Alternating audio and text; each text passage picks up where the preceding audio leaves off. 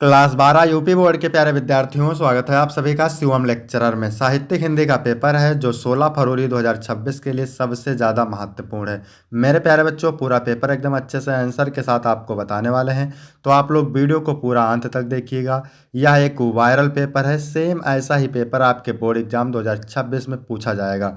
समय 3 घंटे 15 मिनट का होता है मेरे प्यारे बच्चों, और पूर्णांक होता है 100 का। यहाँ पर थोड़ा सा निर्देश देख लेते हैं। निर्देश में क्या है?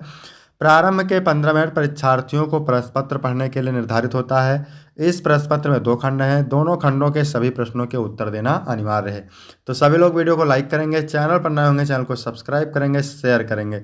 चलिए वीडियो को शुरू करते हैं। सबसे पहले खंड का, इसमें प्रश्न नंबर 1 का है परिवेश निबंध संग्रह के लेखक हैं हरिशंकर प्रसाई, जैनेन्द्र कुमार, मोहन राकेश, धर्मवीर भारती।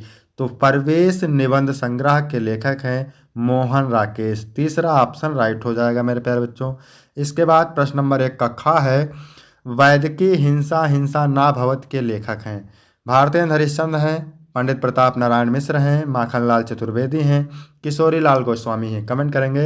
वैदिकी हिंसा हिंसा ना भवत के लेखक हैं भारतेंदु हरिश्चंद्र। पहला ऑप्शन राइट हो जाएगा। यदि आपको इसका पीडीएफ चाहिए तो डिस्क्रिप्शन में टेलीग्राम की लिंक मिल जाएगी, वहाँ से टेलीग्राम ज्वाइन करेंगे, आपको पीडीएफ मिल जाएगा। प्रश्न नंबर 1 का गा है कन्हैया लाल मिश्र प्रभाकर की रचना है। विचार प्रवाह है, माटी हो गई सोना है, परख है, साहित्य और समाज है। तो कन्हैया लाल मिश्र प्रभाकर की रचना है माटी हो गई सोना। दूसरा ऑप्शन राइट हो जाएगा। विचार प्रवाह हजारी प्रसाद द्विवेदी की रचना है। परख मेरे प्यारे बच्चों जैनेन्द्र कुमार की है, और साहित्य और समाज रामधारी सिंह दिनकर की है। इसके बाद प्रश्न नंबर 1 का घा है निम्नलिखित में से आचार्य रामचंद्र शुक्ल द्वारा लिखित निबंध है। तुम चंदन हम पानी, राष्ट्र का स्वरूप, अशोक के फूल, कविता क्या है। तो मेरे प्यारे बच्चों, कविता क्या है ये आचार्य रामचंद्र शुक्ल द्वारा लिखा हुआ निबंध है। चौथा ऑप्शन राइट हो जाएगा। राष्ट्र का स्वरूप किसकी रचना है, कमेंट करके बताएंगे। अशोक के फूल हजारी प्रसाद द्विवेदी की रचना है मेरे प्यारे बच्चों।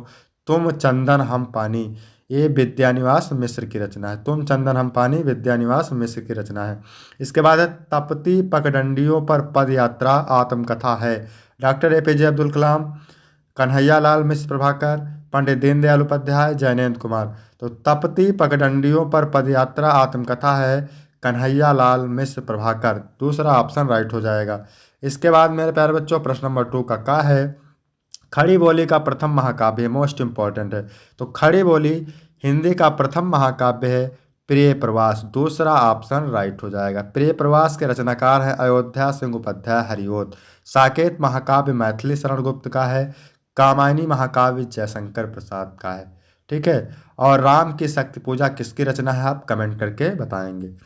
छायावाद की समय सीमा है 1918 से 1936, 1915 से 1930, 1921 से 1940, 1900 से 1936। तो छायावाद की समय सीमा है 1918 से 1936। पहला ऑप्शन बिल्कुल करेक्ट हो जाएगा। इसके बाद मेरे प्यारे बच्चों अगला प्रश्न है सच्चिदानंद हीरानंद वात्स्ययन अज्ञेय की रचना है। आंगन के पार द्वार, कुरुक्षेत्र, अपराह, झंकार। आंगन के पार द्वार सच्चिदानंद हीरानंद वात्स्ययन अज्ञेय की रचना है। पहला ऑप्शन राइट हो जाएगा। कुरुक्षेत्र रामधारी सिंह दिनकर की है। अपरा है सूर्यकांत त्रिपाठी निराला की। और झंकार मेरे प्यारे बच्चों मैथिली शरण गुप्त की रचना है। कीर्ति लता के रचनाकार हैं जगनिक हैं, विद्यापति हैं, दलपति हैं, सारंगधर हैं। तो विद्यापति सही हो जाएगा। कीर्ति लता के रचनाकार हैं विद्यापति। इसके बाद अगला क्वेश्चन है मेरे प्यारे बच्चों हिरोशिमा कविता के रचनाकार हैं रामधारी सिंह दिनकर, अज्ञेय, महादेवी वर्मा, माखनलाल चतुर्वेदी। तो हिरोशिमा कविता के रचनाकार है अज्ञेय। दूसरा ऑप्शन बिल्कुल करेक्ट हो जाएगा। इसके बाद मेरे प्यारे बच्चों प्रश्न नंबर 3 है नीचे दिए गए गद्यांश पर आधारित निम्नलिखित प्रश्नों के उत्तर दीजिए। यह गद्यांश होता है 10 अंक का मेरे प्यारे बच्चों। गद्यांश के नीचे 5 प्रश्न होते हैं 2-2 अंक के। गद्यांश को पढ़ करके आपको उत्तर देना रहता है। तो किसी भी गद्यांश को हल करने से पहले पहले उसे पढ़ते हैं। रविंद्रनाथ ने इस भारतवर्ष को महामानव समुद्र कहा है। विचित्र देश यह है। असुर आए, आर्य आए, शक आए, हूण आए, नाग आए, यक्ष आए, गंधर्व आए। न जाने कितनी मानव जातियाँ यहाँ आई और आज के भारतवर्ष को बनाने में अपना हाथ लगा गई। जिसे हम हिंदू रीति नीति कहते हैं, वह अनेक आर्य और आर्योत्तर उपादानों का मिश्रण है। एक एक पशु, एक एक पक्षी, ना जाने कितनी स्मृतियों का भार लेकर हमारे सामने उपस्थित हैं। अशोक की भी अपनी स्मृति परंपरा है, आम की भी, बकुल की भी, चंपे की भी। सब क्या हमें मालूम है, जितना मालूम है उसी का अर्थ क्या स्पष्ट हो सका है। देखिए यहाँ पर अशोक शब्द मिल गया है, तो आप समझ जाए किस चैप्टर से लिया गया मेरे प्यारे बच्चों। ठीक है, कहीं नहीं कहीं पाठ का। तो पहला क्वेश्चन है उपयुक्त गद्यांश के पाठ और लेखक का नाम। तो पाठ का नाम हो जाएगा अशोक के फूल और लेखक का नाम हो जाएगा डॉक्टर हजारी प्रसाद द्विवेदी। यहाँ से आपको 2 अंक मिल जाएंगे। इसके बाद मेरे प्यारे बच्चों दूसरा प्रश्न है, आज के भारतवर्ष के निर्माण में किनका सहयोग रहा है।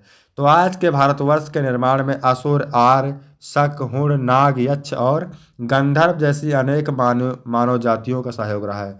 आपने अभी पढ़ा था, आसानी से आपको उत्तर मिल जाना है। इसके बाद मेरे प्यारे बच्चों तीसरा प्रश्न है, उपादान और बकुल शब्दों के अर्थ। तो उपादान का अर्थ होता है सामग्री, आधार। बकुल मतलब एक प्रकार का फूल है जो सुंदरता और सुगंध के लिए जाना जाता है। इसके बाद मेरे प्यारे बच्चों अगला प्रश्न है, किसने किसको महामानव समुद्र कहा है। तो पहली लाइन में आपने पढ़ा था, रविंद्रनाथ ने इस भारतवर्ष को महामानव समुद्र कहा है। फिर है रेखांकित अंश की व्याख्या। तो व्याख्या मेरे प्यारे बच्चों किसकी करना है मैं आपको बता दूं, व्याख्या करना है जिसकी रेखा खींची हुई है, जिसे हम हिंदू रीति नीति कहते हैं, वह अनेक आर्य और आर्योत्तर उपादानों का मिश्रण है। इसकी करना है आपको व्याख्या। तो चलिए देखते हैं कैसे लिखना है आपको। रेखांकित अंश का अर्थ है कि भारत एक अद्भुत देश है जहाँ विभिन्न जातियों और संस्कृतियों का मिश्रण हुआ है। यहाँ के पशु पक्षियों, वृक्षों और स्मृतियों में हमारे इतिहास की अनेक कहानियाँ छुपी हुई हैं। यह हमें यह सोचने पर मजबूर करता है कि हम अपनी संस्कृति और परंपराओं के बारे में कितना जानते हैं और क्या उनका सही अर्थ समझ पाते हैं। यह भारत की विविधता और गहराई को दर्शाता है। अथवा करके दिया है मेरे प्यारे बच्चों, तो यहाँ से आप, ये भी मोस्ट इम्पॉर्टेंट है मेरे प्यारे बच्चों, ये करना रहता है लेकिन ये भी इम्पॉर्टेंट है और अभी जो पढ़े वो भी मोस्ट इम्पॉर्टेंट है। मातृभूमि पर निवास करने वाले मनुष्य राष्ट्र का दूसरा अंग है। पृथ्वी हो और मनुष्य ना हो तो राष्ट्र की कल्पना असंभव है। पृथ्वी और जन दोनों के सम्मिलन से ही राष्ट्र का स्वरूप संपादित होता है। देखिए यहाँ राष्ट्र का स्वरूप दिया हुआ है। जन के कारण ही पृथ्वी मातृभूमि की संज्ञा प्राप्त करती है। पृथ्वी माता है और जन सच्चे अर्थों में पृथ्वी का पुत्र है। तो पूछ रहा है पाठ का शीर्षक और लेखक का नाम। तो पाठ का शीर्षक राष्ट्र का स्वरूप और लेखक वासुदेव शरण अग्रवाल। ठीक है। इसके बाद दूसरा क्वेश्चन है, राष्ट्र की कल्पना कब असंभव है। तो यदि पृथ्वी हो और मनुष्य ना हो तो राष्ट्र की कल्पना असंभव है। पृथ्वी और जन दोनों मिलकर क्या करते हैं। तो पृथ्वी और जन दोनों मिलकर राष्ट्र का स्वरूप संपादित करते हैं। पृथ्वी कब मातृभूमि की संज्ञा प्राप्त करती है। तो पृथ्वी मातृभूमि की संज्ञा जन यानी मनुष्य के कारण ही प्राप्त करती है। इसके बाद है रेखांकित अंश की व्याख्या। तो व्याख्या मेरे प्यारे बच्चों किसकी करना है, जिसकी रेखा खींची हुई है। पृथ्वी माता है और जन सच्चे अर्थों में पृथ्वी का पुत्र है। तो चलिए देखते हैं इसकी व्याख्या। जिस प्रकार माता हमें जन्म देती है, पालन पोषण करती है, हमें प्यार करती है, इस प्रकार पृथ्वी हमें अन्न देती है। इसकी धूल में हम खेलकर बड़े होते हैं, इसके हवा में हम सांस लेते हैं। पृथ्वी एक माता के ही समान हमारा पालन पोषण करती है, अतः पृथ्वी एक माता के समान है और मनुष्य सच्चे अर्थों में पृथ्वी का पुत्र है। इसके बाद मेरे प्यारे बच्चों प्रश्न नंबर 4 है, नीचे दिए गए पद्यांश पर आधारित निम्नलिखित प्रश्नों के उत्तर दीजिए। ये भी 10 अंक का होता है। तरन तनुजा तट तमाल तरुअर पहुँचाए। कवि भारतेंद्र हरिश्चंद्र जी कहते हैं कि यमुना नदी के किनारे सुंदर तमाल के वृक्ष छाए हुए हैं। झुके कूल सो जल प्रसन्न हित मनहु सुहाए। उसे देखकर ऐसा लगता है मानो जल को स्पर्श करने के लिए यमुना नदी के किनारे झुके हों। केंधो मुकुर में लखत उजक निज निज शोभा। अथवा ऐसा लग रहा है कि सभी अपनी अपनी शोभा को देखने के लिए जल रूपी दर्पण में देख रहे हों। ठीक है।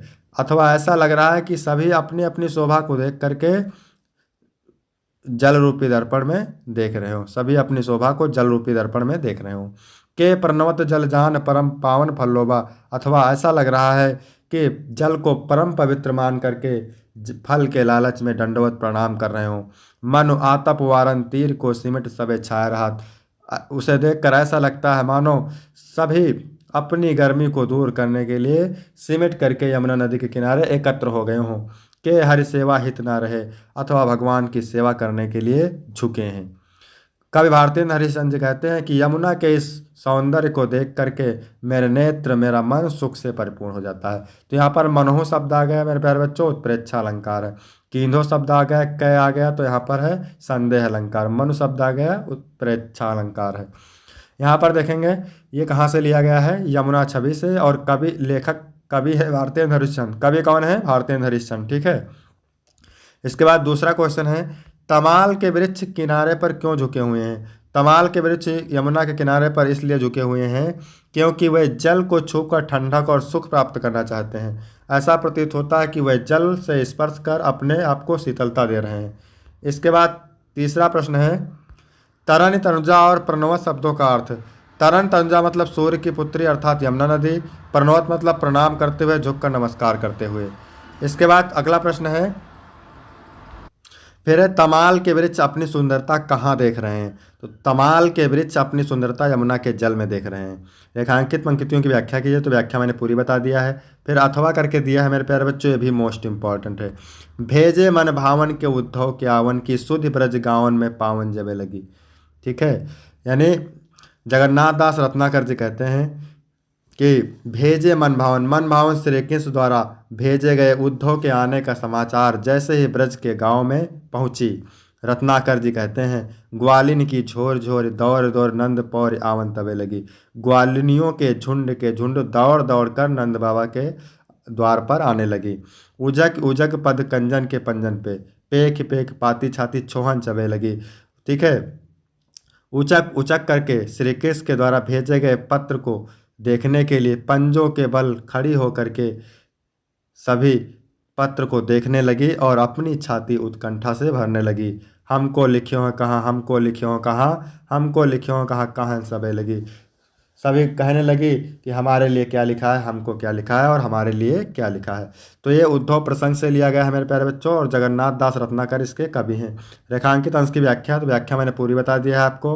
फिर तीसरा प्रश्न है, गोपियों के अत्यंत व्याकुल होने के कारण को स्पष्ट कीजिए। तो कवि कहते हैं कि जब गोपियों को यह ज्ञात हुआ कि उद्धव उनके प्रिय श्री कृष्ण का कोई संदेश लेकर आए हैं तो वे अपने प्रियतम का संदेश जानने के लिए अत्यंत व्याकुल हो उठती हैं। इसके बाद चौथा है, हमको लिखियो कहाँ कहाँ सबे लगे। इस पंक्ति का आशय स्पष्ट कीजिए।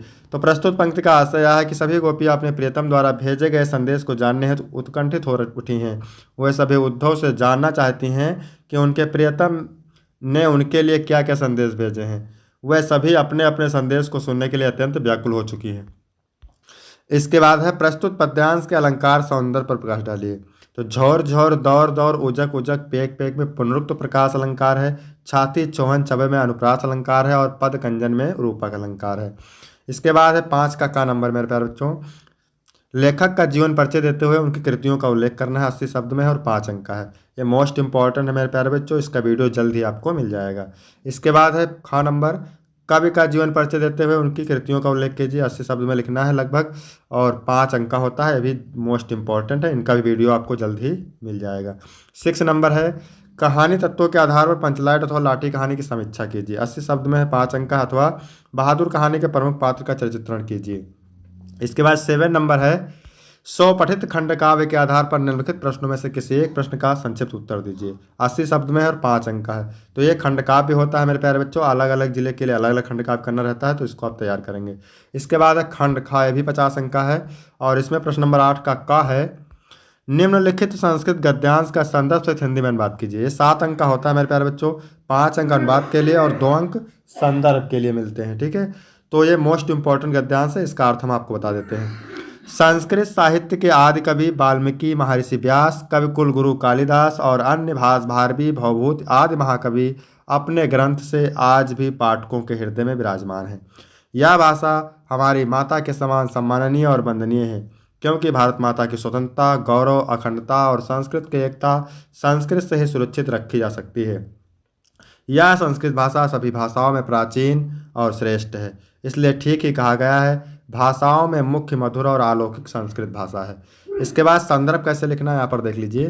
प्रस्तुत गद्यांश हमारी पाठ्यपुस्तक संस्कृत के संस्कृत भाषा महत्तम नामक पाठ से अवतरित है। ठीक है, इसके बाद अथवा करके दिया है मेरे प्यारे बच्चों, तो ये भी मोस्ट इंपॉर्टेंट है। अर्थ इसका देखते हैं। बीते हुए प्रथम कल्प में लोगों ने एक सौभाग्यशाली सभी आकार से परिपूर्ण पुरुष को राजा बनाया, चौपायों ने भी एकत्र होकर के एक शेर को राजा बनाया।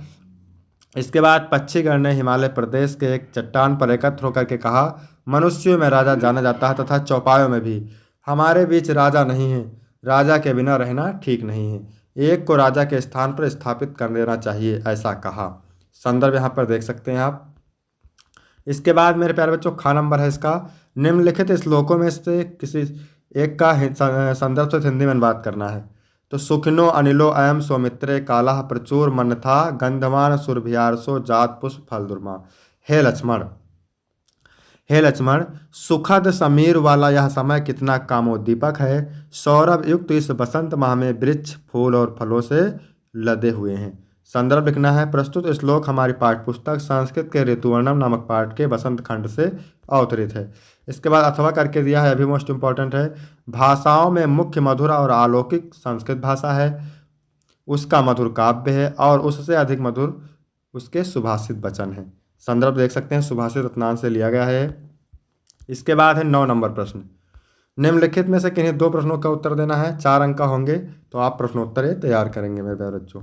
इसके बाद है 10 का क, ख और गा रस अलंकार छंद से 2-2 अंक के, तो इसका भी वीडियो आपको अलग से मिल जाएगा, मोस्ट इंपॉर्टेंट है। इसके बाद 11 नंबर प्रश्न है, 9 नंबर का है निबंध। तो किसी एक विषय पर निबंध लिखना है और ये निबंध मोस्ट इंपॉर्टेंट है मेरे प्यारे बच्चों।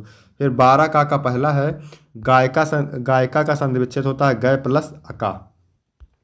इसके बाद है रामस सेते का संधि विच्छेद होगा, तो रामस सेते का होगा रामस सेते, आपका ये वाला सही हो जाएगा।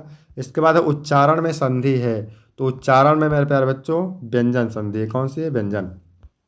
इसके बाद है खा नंबर, कह रहा है निम्नलिखित में से किसी 2 का समास का नाम लिखिए। तो यथाशक्ति में अव्ययभाव समास है और नील कमलम में कर्णधारा है, चंद्रशेखरा में बहुव्रीहि समास है। इसके बाद 13 नंबर मोस्ट इंपॉर्टेंट है, बैंक में खाता खोलने के लिए बैंक प्रबंधक को आवेदन प्रार्थना पत्र लिखिए अथवा शहर में फैली संक्रामक बीमारी की तरफ जिलाधिकारी का ध्यान आकर्षित करने के लिए आवेदन पत्र लिखिए। ठीक है, तो इसका भी वीडियो आपको जल्द ही मिल जाएगा। 14 का पहला है, निम्नलिखित में से किसी एक शब्द के धातु एवं प्रत्ययों का योग स्पष्ट कीजिए। तो कटुता, यहाँ पर देख सकते हैं मेरे प्यारे बच्चों कटुता, तो कट शब्द है, तल प्रत्यय है। इसके बाद दूसरा है, निम्नलिखित में से किसी एक शब्द का प्रत्यय लिखना है। तो यहाँ पर जो है धनवती में मतुप प्रत्यय है, धन शब्द है और मतुप प्रत्यय है। इसके बाद है लास्ट वाला, रेखांकित पदों में से किसी एक पद में प्रयुक्त विभक्ति तथा संबंधित नियम का उल्लेख करना है। 2 अंक का है, ग्रामम अभिता, तो अभिता परिता समया निक्सा, इसमें द्वितीय विभक्ति है। ठीक है, पादेन खज्जा यानी एनांग विकारा सूत्र लगेगा और यहाँ पर पैर से लंगड़ा यानी इसमें तृतीय विभक्ति है। रामेण साह, इसमें साह युक्त प्रधाना सूत्र लगेगा, इसमें भी तृतीय विभक्ति है। तो यहाँ तक वीडियो कंप्लीट होता है। वीडियो कैसा लगा? वीडियो अच्छा लगा तो वीडियो को लाइक करेंगे, चैनल को सब्सक्राइब करेंगे। फिर मिलते हैं आपको अगली वीडियो में, तब तक के लिए जय हिंद, जय भारत।